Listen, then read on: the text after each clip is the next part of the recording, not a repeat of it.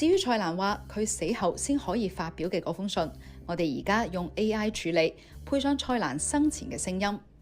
大家好，我係蔡瀾。一路以嚟呢，好多人都叫我做食家，不過熟我嘅朋友都知我唔係咁中意呢個稱呼。其實我只係一個貪食、中意食嘅人，為咗食得好啲，就周圍揾、周圍試，食得多、比較得多，自然有啲心得，寫下落文章入邊，大家睇得多，先開始慢慢認同我。後尾開始有人揾我開美食城搞餐廳，咁我一直堅持嘅宗旨就係廣東話講嗰3個字：平、靚、正。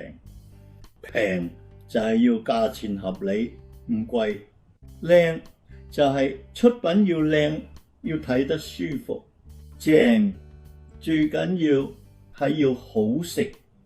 你話講就容易啦，真係做起上嚟一啲都唔簡單。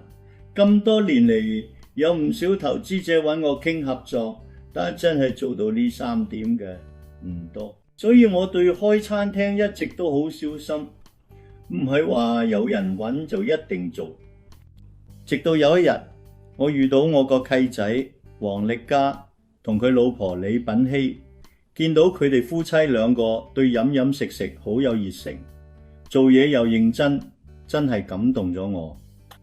我覺得呢2個人肯用心做，值得信任，所以我先肯一步一步同佢哋一齊建立蔡瀾麩同蔡瀾點心2個品牌。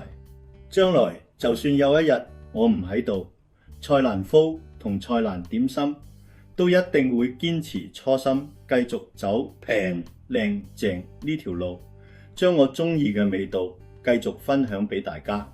希望大家繼續支持，多謝晒。